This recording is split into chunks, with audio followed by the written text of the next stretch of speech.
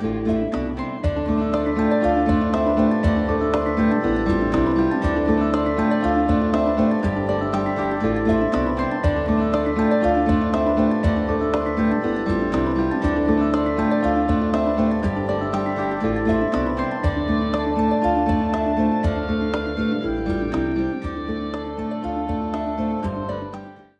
Oracle of Luna is a podcast with me, Bridget Engels, as your host.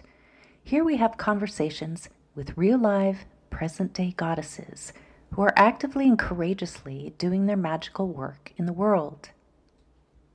Each episode is a bewitching journey with relevant discussions on topics such as Wiccan pagan spirituality, writing, culture, magical practices, art, ritual, and the craft in its many forms.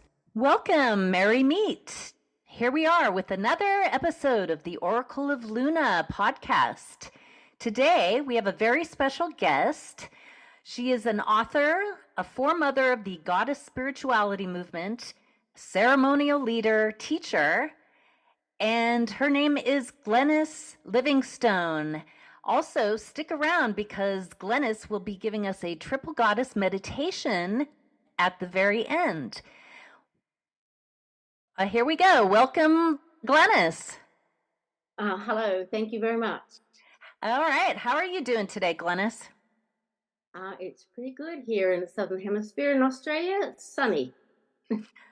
Nice. Oh, yes, because it's summer there. That's right. That's right. All right. Well, we have a lot to unpack here today. So I'm just going to jump right in. Okay. That's great. All right, Glenys. First question. How did your journey with the goddess spirituality begin? I think it began when I was first pregnant. It was a shock to realize that something could grow in me. The Christian cosmology that I grew up with had no creative role for me as a female. And I think I was in denial of being female until the pregnancy. Also, I was single and had gone away from my community to hide the pregnancy. As was quite common then, we were unmarried mothers, as we were called, and shameful. And I had decided I would need to adopt the child out. And I had an epiphany while sitting in a church, as I did often in those days. I was struck with a thought that if the deity was female, it would all be different. I just knew that it would be different. And I tried to communicate that in a letter to the father of the child. And apparently he threw that letter away. Aww. It was another 4 years.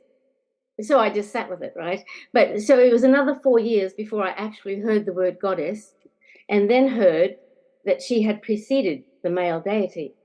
I was in graduate studies at the Theological Union in Berkeley when I found that out. About what year was that? That was in 1977. Okay. Yeah. It was then my passion to know her story. And as I say, by then I was already in the context of graduate studies where I could do that at the Theological Seminary. And that is where my search for her began and was enabled.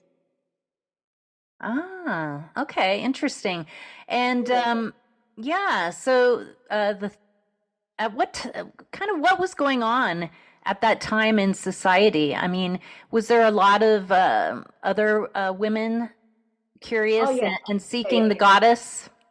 Oh, well, the first place, the place that I heard the word goddess was at the Graduate Theological Union, and there was already a Center for Women and Religion. That's where I went. It's a conglomerate, and there was various centers, and there was a center there specifically where women were, certainly. Okay. Yes. Oh, okay. I sat in a circle with Rosemary Radford Ruther and a number of other women, and that's where I first heard the word goddess. And then from my Jesuit, it was a Jesuit school that I was actually part of, and he set me on the path of the origins and history of consciousness, and I discovered the Great Mother. And I wanted to know more about that. Thank you very much. Yeah, absolutely. So do you have somebody who might have influenced you the most on your goddess path? Oh, yes. So I had many good teachers, and Mary Daly would have to be first off the rank. She blew me out of the Christian paradigm with her book Beyond God the Father and all her other works, and especially gynecology. She radicalized me. Mm. Then there was Starhawk, who first enabled an earth-based practice with her book The Spiral Dance. I also attended her first reclaiming class in 1980 in San Francisco. And then, Wow, that's yeah, historic. yeah. We realized that at one point when we met up in 2003. I realized that I was in that first class of hers. Um, and all my ceremonies are based on in her practice. There's Robin Morgan, a radical feminist, goddess, pagans, poet, and political, and especially her books Monster and Lady of the Beast. She's still writing, and I have her latest poetry book as well. So Mm. Robin Morgan, Adrienne Rich, her book of Woman Born, her classic. It was a classic on the experience and institution of motherhood. And I was pregnant at the time when I read it, so it was very. So Adrienne Rich, Charlene Spretnak would have to be mentioned. Her small but important book, Lost Goddesses of Early Greece, really set me on the path of telling better and older stories. Yeah. So Charlene you Spretnak. were a single mother, you were a student, you were at Berkeley. Wow, that's Yeah, pretty dynamic and intense time, right? yeah. Well, it was a strange combination of being, a seminary student at the Jesuit School of Theology under the umbrella of the Graduate Theological Union, but that's where I got radicalized, and it happened at that time, and so, but that because I was doing the uh, academic degree, not the pastoral degree, they enabled me and to go on the path that I wanted, which was the search Yeah. for the Great Mother. Yeah. Um, Now you have a PhD and you did your doctoral work in social ecology. Yes. So how did that come about, and how did you begin to weave your science in with your goddess spirituality? Well, the other great influence on me was Brian Swim and Thomas Berry and their telling of the universe story. I watched Brian Swim's videos lots of times. I studied them, immersed myself in them, and then I combined that with my goddess perspective because I couldn't help that, right? Yeah. Um, Eh? but I was inspired by the universe story as it was told by Brian Swim in particular, and also evolutionary biologist Dr. Elizabeth Sartoris in her work. So my PhD was a study. I knew that I wanted to study the female metaphor in her three aspects because, theologians had spent tomes and tomes studying the Trinity, their Holy Trinity. Right, right, And, and so I thought, well, it's about time that there was a serious study of the goddess Trinity. right. And The so maiden, the mother, the crone. yeah, that's the common designation of her as three stages of a woman's biology. So I wanted to study. I was passionate about that, but I also was passionate about the universe story. And so I thought, well, these things have got to come together. And so I put the Thomas Berry had three qualities of cosmogenesis, and I thought, Okay. So I put those three qualities of Thomas Berry's, the unfolding of the cosmos, with the three qualities of the triple goddess. Ah, I see. Okay. Yeah, I put them together. I wasn't sure, Interesting. and I didn't know if it would work, but I was able to do that, and it was revelatory for me as I did it. Yes, absolutely. And then from there, after you graduated and you got your PhD, what happened next? Did you begin to write your books or? Right. Now, where are we up to? Well, I was just curious about the evolution of your Yeah, path. yeah. Well, I certainly was doing the seasonal celebrations. Right. You led ceremonies. Correct. Yeah, Yeah. yeah. I had started teaching Restoring Goddess classes. Oh, okay. Um, yeah. So, At Berkeley or at the uh, center here in Australia, in Australia? I see. after I got back to Australia, and wondered what on earth I was going to do with my master's degree in theology, because it seemed like a useless degree for a woman to have. But I began teaching restoring goddess classes, and the seasonal celebrations were simply part of that. Yes. But then I realized that there was a power in the celebrations. As I did them, there was a power, and that needed a whole separate thing all of its own. So that was when I really got serious about the seasonal celebrations, and then the embodying of this triple goddess within that wheel of the year. Mm-hmm. Yeah. I probably need to tell you how I put those qualities of cosmogenesis together. Yeah. Yeah. So Thomas Berry's qualities are differentiation, to be is to be, and that was the first one. And I put that together with the young virgin quality, and I call that she who is the urge to be. And then there's the quality of communion, which is to be related. And I put that together with the mother, she who is this dynamic place of being. And then the other quality was autopoiesis, or subjectivity. To be is to be a center of creativity. And I put that together with the old one. She who creates the space to be. So yes. and I wove those qualities through the Pagayan Wheel of the Year, which may be understood. Yeah, and understood it as expressing the whole cosmic cycle of creativity. Okay, so just for our listeners, Pagayan, how did you create that term? I've heard of the Gaian hypothesis or Gaia hypothesis. Is Pagayan an offshoot of that, or incorporating paganism? Okay. Yeah, so well, the term Pagayan came together. It was my partner who coined the term in 2003. I was trying to publish my doctoral thesis, and it took 6 lines to explain what it was about. Yeah.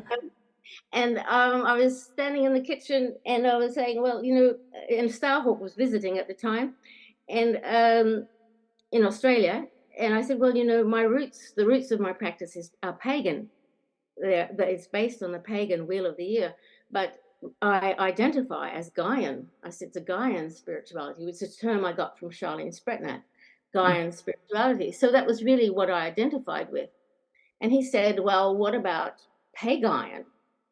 And as soon as he said Pagayan, the lights went on, and it had a name. Yeah. And I said, and it's a cosmology. It's about a place. It's not a theology. It's about the place. So it's a cosmology. So It's a sense of cosmology, meaning sense of place. Place. Yes, it has to do with the place. Okay. Cosmos. Oh, okay. And Okay. so as soon as we had the name Pagayan cosmology, I could edit the doctoral thesis, and the book happened. Yes. Okay. And the book we're talking about is Pagayan Cosmology, Reinventing Earth-Based Goddess Religion. Yeah, that's it. Yeah. I highly recommend this book to all my listeners, by the way. Yeah, and I called it religion. There was some resistance among some people for me using the term religion, but I use that consciously because it's a practice. Right. It's not just a fluffy or one-off thing. It requires a practice. Correct. Yeah. Yeah, a focused practice throughout the year. Yes, that's right. Okay. So what inspires you to keep leading these ceremonies based on Pagayan cosmology?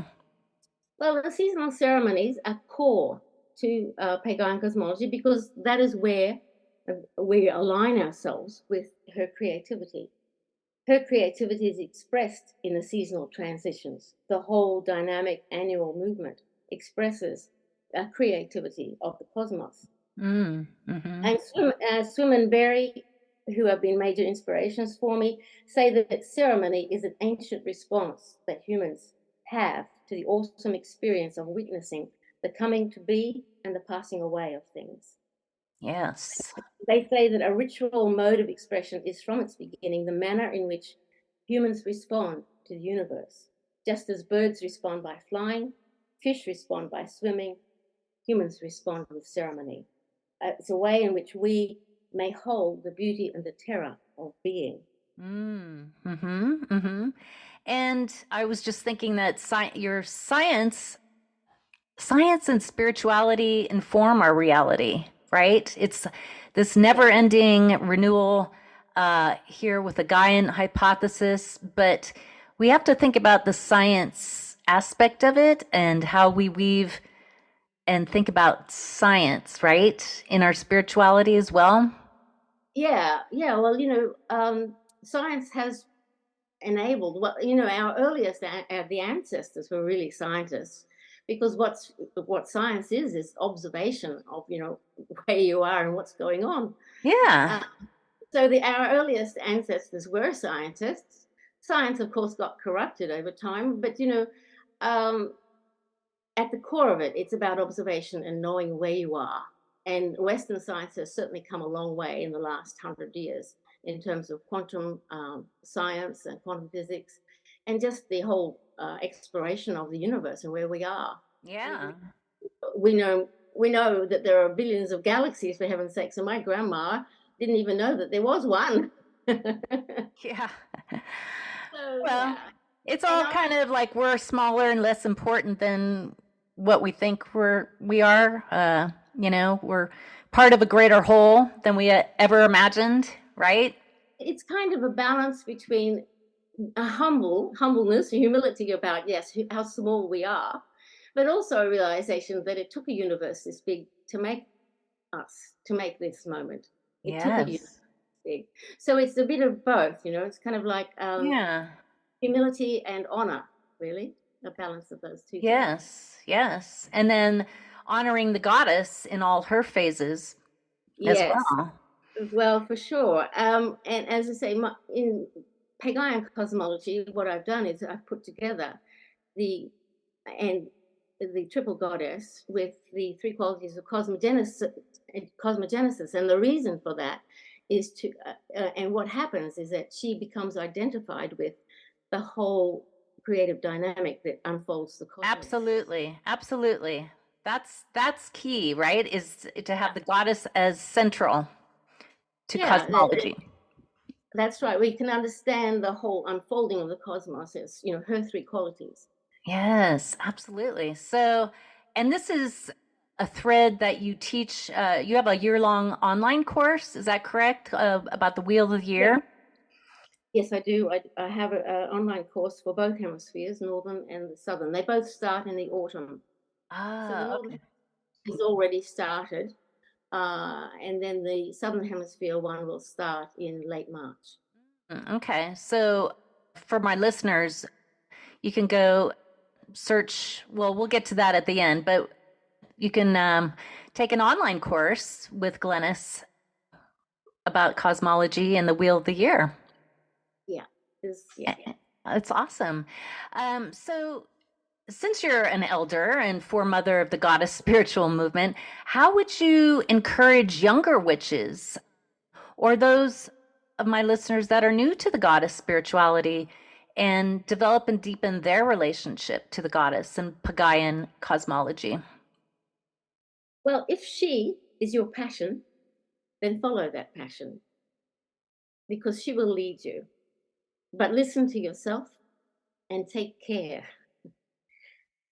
Your life may fall apart, but it may need to. So then you can recreate yourself in her image, with her integrity. And Yes. surround yourself with ancient images of integrity, because there are plenty around the place that are much less than that. So surround yourself quite consciously with ancient images of integrity. Put them up on your walls, ancient, proud images.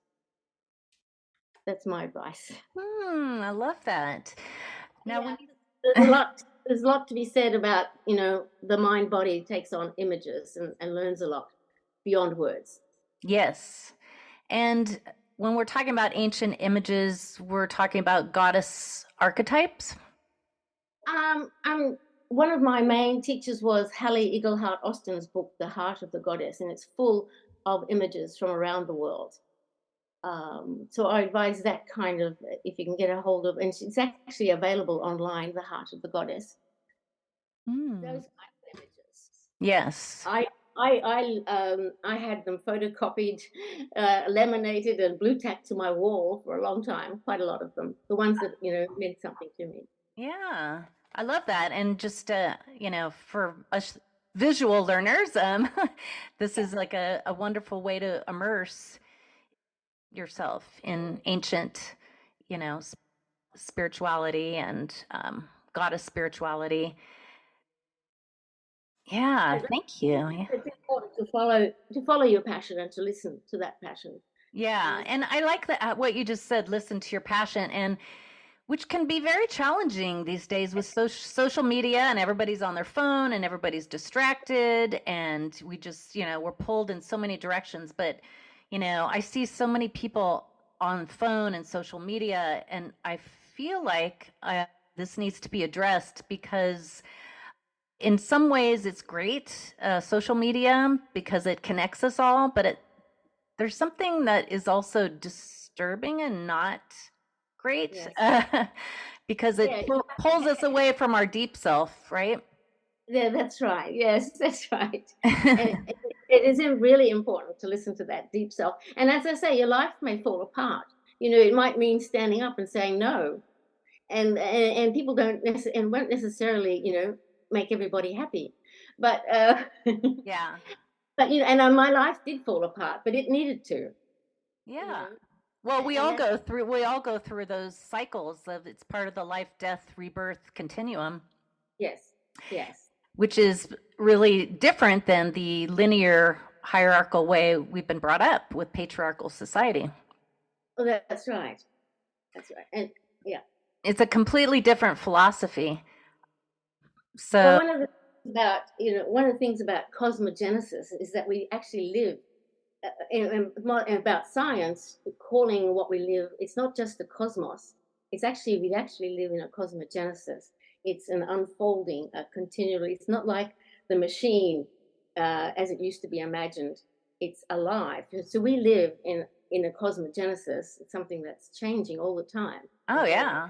And it's a Yeah. very complex self-regulating system because it maintains the conditions, for life on the planet. And, anything that upsets it is going to radically, change the balance, like we're seeing with global warming and, you know, um, Yeah, fracking.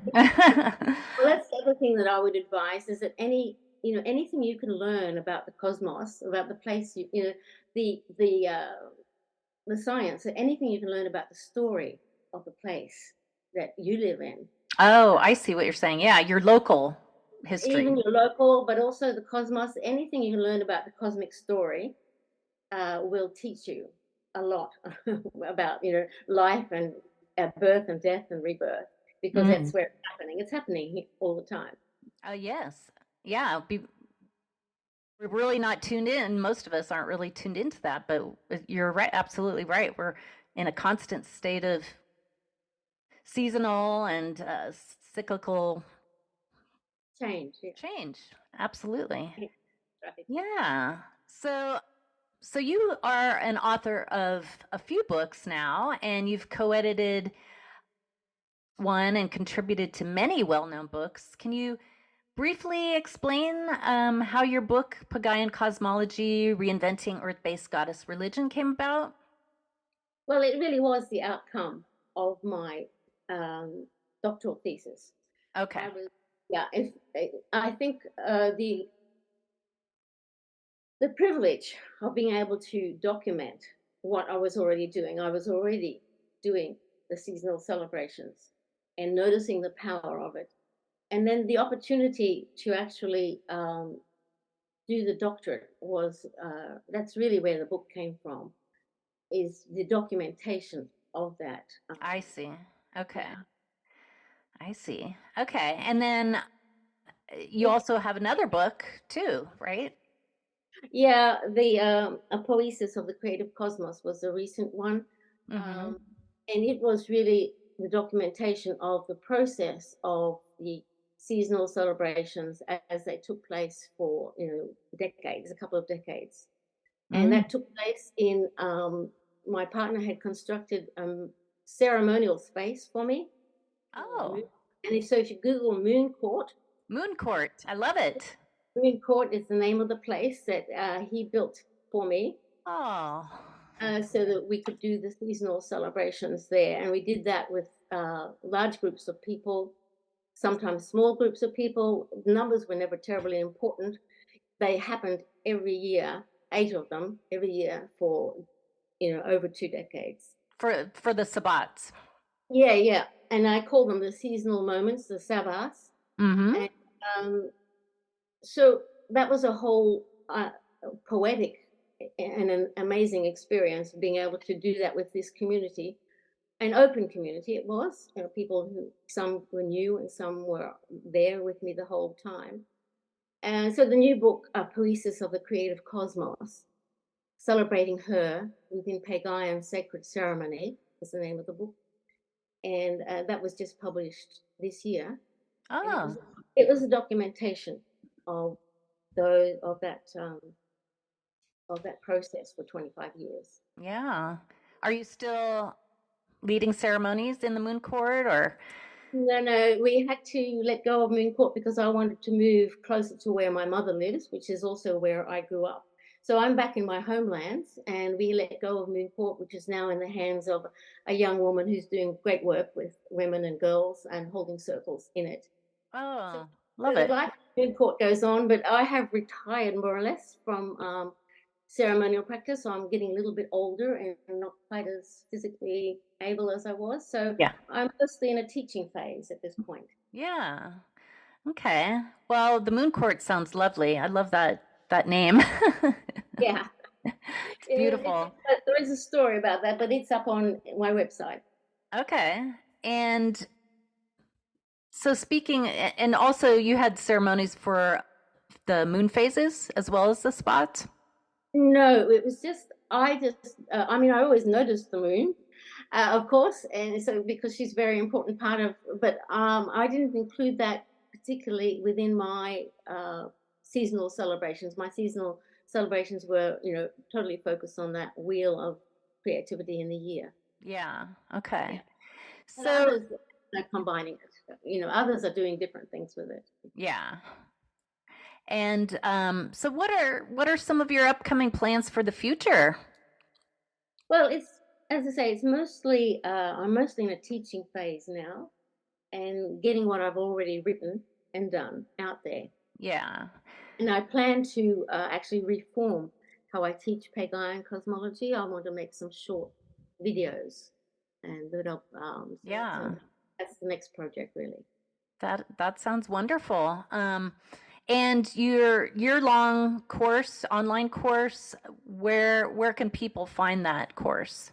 It's on my website, which is pagayan.org, PAGAIAN.org. It's up there, the seasonal course. There's a lot there, actually, but that's where they can find it. Okay. And are you on social media, Instagram, Facebook as well? Yes, I'm on Facebook. There's a Facebook page and a group on Facebook, and I And also have a YouTube channel. okay, the Facebook page is Pagayan Cosmology, And or? Pagayan Cosmology will find it. Yeah. Okay, perfect. All right. Well, you have a remarkable story and remarkable body of work, and thank you so much for sharing that with us. I encourage all my listeners to read Glenys's books and follow her year-long course and check out her website. So, with that, I'm going to hand it over to Glenys. Glenys is going to give us a triple goddess breath meditation, and we'll close out our podcast episode with that. Okay, thank you. All right, take it away, Glenys. With every breath, I receive the gift. I am virgin ever new. With the peaking of my breath, I am this dynamic place of being. I am Mother, and with every out-breath, I become the gift to all, the old one, ever transformed. With every in-breath, I receive the gift, the transformation of the ages. With the peaking of my breath, I am the sentient place of now, the sacred interchange, the Mother. And with every out-breath, I become the gift to all, virgin, ever new. With every breath, I celebrate this particular beautiful self, new in every moment, in deep relationship and communion with other, the web of life, the Mother, directly participating in the sentience of the creative cosmos, the well of creativity. With every breath, I am the ancient one, ever new in this place of being. I am a place of the cosmological unfolding.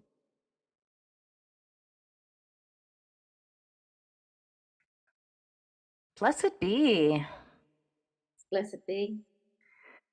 All right. Well, as the wheel turns towards winter solstice here, and actually the opposite where you are, Glenys, I wish everybody happy holidays and enjoy the time of stillness, darkness, and eventual rebirth. Yes, may it be so. Yes, may it be so. Thank you again, Glenys, and I wish you luck in all your future endeavors and books and online teachings and upcoming videos. It was such a pleasure speaking with you today, and really honor what you've been doing. And again, blessed be. Thank you very much, Bridget. Thank you. All right. With that, I'm going to say bye-bye. Bye.